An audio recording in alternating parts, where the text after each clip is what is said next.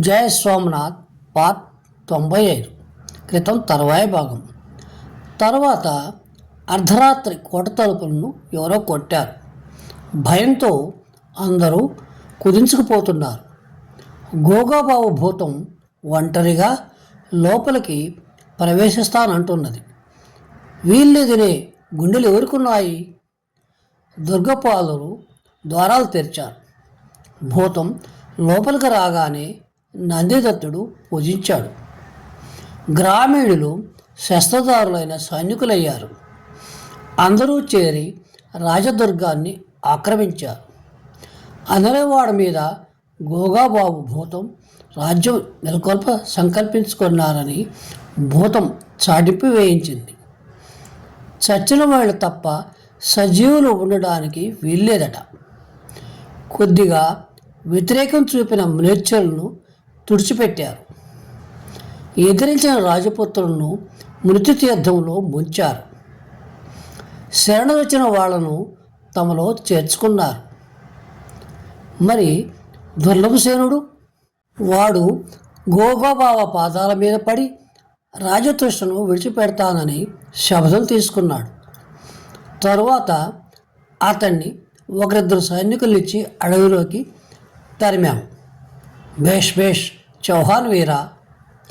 తర్వాత అలా మెహతాకు అనలివాడును అప్పగించాం. భీమదేవుని పేర సైన్య నిర్మాణం ఆరంభమైంది. దామోదర్ మెహతా కూడా ఖంభంతం నుంచి సేనలతో వచ్చారు. గోగాబాబు సలహాన్ని అనుసరించి అడవుల్లో దాక్కున్న వాళ్ళందరూ తిరిగి వచ్చారు. ఉజ్జయిని నుంచి దామోదర్ మెహతా కోరిన సహాయం కూడా వస్తుందనే శుభవార్త కూడా ఇంతలో తెలిసింది. అమీరు ఇక్కడికి రాకముందే వాయువేగంతో ప్రయాణిస్తూ ఉజ్జయిని సేన వారి వెంట పడ్డది. ఆ సేనకు సేనాపతి ఎవరు? దామోదర్ మెహతాయే. వద్దు వద్దంటూ అంగీకరించారు.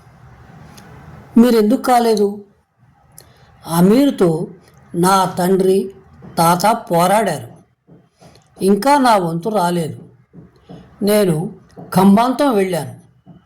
ఆ తర్వాత ఆ గోగాబాబు భూతం ఇక్కడికి వచ్చిందన్నమాట అని నవ్వాడు రత్నాదిత్యుడు. శౌర్య సాహసాలున్న చోటల్లా గోగాబాబు కనిపిస్తూనే ఉంటారు రత్న అని విచారవదనంతో అని, మీకు కావలసిన సమస్త వస్తువులు అవిగో ఆ నావలో ఉన్నాయి. అక్కడ కమలాకారిని కలిశారు. ఆ నావలో వారున్నారు అంటూ సముద్రం వైపు చూపాడు సామంతుడు.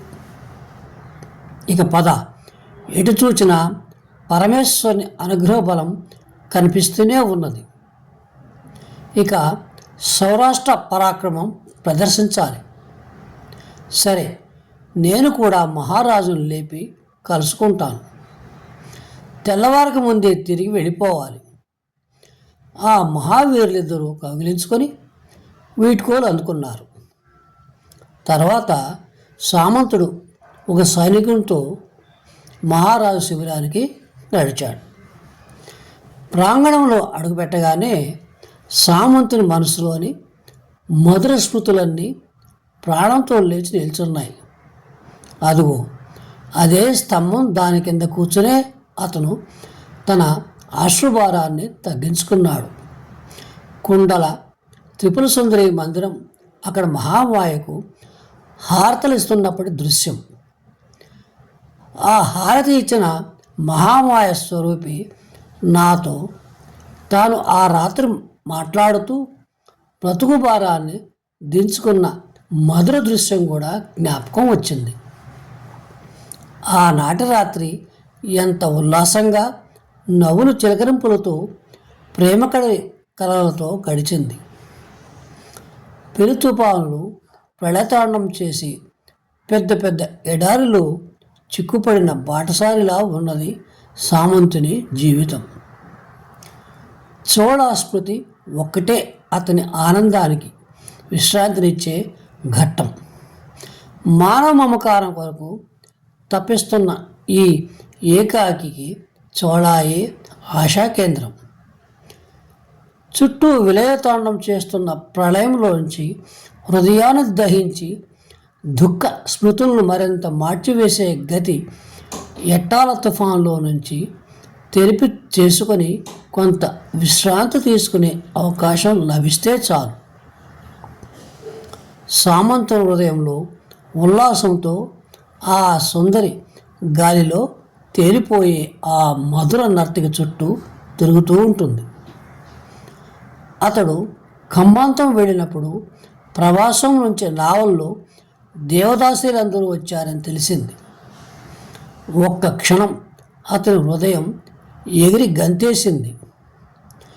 చోళ కూడా వచ్చిందేమో, కానీ గగనరాశి గంగా చోళాలిద్దరూ ప్రభాసంలో గురుదేవుని సన్నిధిలో ఉన్నారని తెలిపాడు.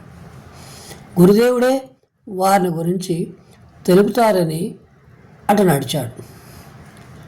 కానీ ముందుగా మహారాజును కలుసుకొని ఆయనకు అన్ని సంగతులు తెలపాలి. అది తన కర్తవ్యం కనుక ముందు మహారాజు శిబిరం వైపు నడిచాడు. సైనికుడు శిబిరాన్ని చూపాడు. శిబిరం ముందు వీర చావడ విచ్చుకత్తితో పహారా ఇస్తున్నాడు. నేనే సామంత చౌహాన్. మహారాజు లేచారా? ఎవరు? మీరా ప్రభు. వీర చావడ చెకుతుని నెమ్మదిగా అడిగాడు.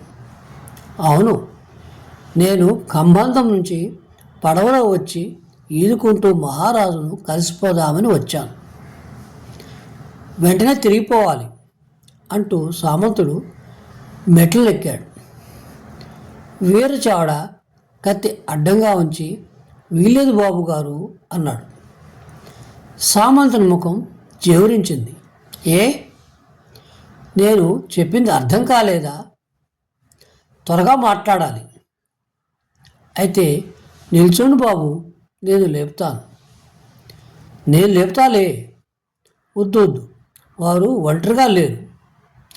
మరి ఉన్నారు? ఇంకా ఇప్పుడు ఇలాంటి సమయంలో వీర నవ్వుతున్నాడు. ఆ నవ్వు ఏదో వినోదాన్ని సూచిస్తున్నదని సామంతుడు గ్రహించాడు. ఎవరున్నారు ఇంకా? ఆ చోళా నర్తకి. సామంతుని చెవులకి ఈ వార్త సృష్టి అంతా విరిగి నెత్తిన పడ్డట్టు వినిపించింది. నెమ్మదిగా గోడ దానుకొని అలా జారి కింద కూలబడిపోయాడు. ఉండండి బాబు, నేను ప్రభువులను మేల్కొల్పుతాను. ఎంతసేపు అయింది నిద్రించి వీరా? సామంతుని కంఠంలో నుంచి ఈ 4 మాటలు ఆగి ఆగి భయంతో వణుకుతూ చనిపోతున్న వ్యక్తి మాట్లాడినట్టు వెలువడ్డాయి. 4-5 ఘడియలైంది. అయితే నిద్రించని అంటూ పొరలి వస్తున్న దుఃఖంతో అన్నాడు సశేషం.